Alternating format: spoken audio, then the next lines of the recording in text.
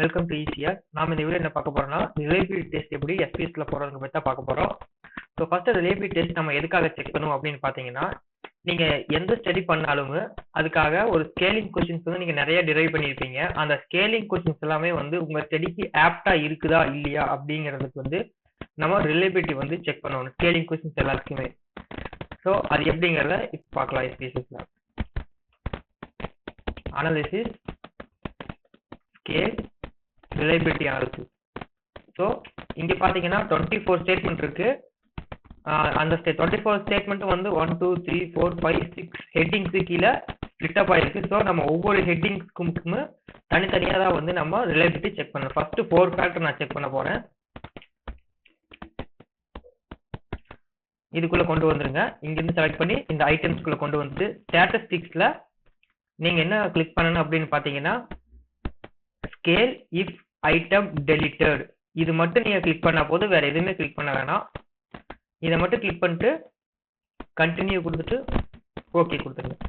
Okay கொடுத்தீங்கன்னா நீங்க பார்க்க வேண்டிய வேல்யூ என்னன்னு பாத்தீங்கன்னா, இந்த ரிலையபிலிட்டி ஸ்டாட்டிஸ்டிக்ஸ்ல குரோன் பேட்ச் ஆல்பா இந்த வேல்யூ மட்டும் நீங்க பார்த்தா போதும். இந்த வேல்யூ எபோவ் 0.7க்கு அதிகமா இருந்துச்சுன்னா நீங்க வந்து இந்த மொத்த எல்லா ஸ்டேட்மெண்ட்டையுமே வந்து கன்சிடர் பண்ணிக்கலாம் உங்க ஸ்டடிக்கு. அதாவது இந்த பிரைஸ் அப்படிங்கிற கொஸ்டினுக்கு ஹெட்டிங்ஸ் கீழே இந்த ஃபேக்டருக்கு கீழே இந்த 4 ஸ்டேட்மெண்ட்டுமே வந்து ஓகே அப்படிங்கிறதுக்கு வந்து 0.7க்கு மேல இருந்தா நீங்க அக்செப்ட் பண்ணிக்கலாம்.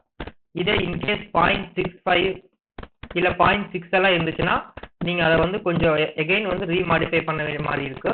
ஸோ நான் வந்து ஒன்னு கிளிக் பண்ண சொல்லியிருந்தேன், இஃப் ஐட்டம் டெலிட்டட் அப்படிங்கிறது. ஸோ அந்த அது பாருங்க, இந்த லாஸ்ட்ல இருக்கு பாருங்க, cron batch alpha if item deleted அப்படிங்கிறது.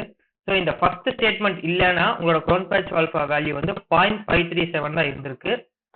இன்கேஸ் இந்த செகண்ட் இல்லை அப்படின்னா 0.622 உங்களோட வேல்யூ வந்திருக்கு. இங்க பாத்தீங்கன்னா கடைசி ஸ்டேட்மெண்ட் இல்லைன்னா உங்களோட குரோன் பேட்ச் ஆல்பா வேல்யூ இன்னுமே வந்து ஹையரா இருக்கு, 0.835. ஸோ இந்த ஸ்டேட்மெண்ட்டை டெலிட் பண்ணிட்டீங்கன்னா உங்களுக்கு வந்து குரோன் பேட்ச் ஆல்பா வேல்யூ அதிகமா கிடைக்குங்கிறத இங்க மீன் பண்றாங்க.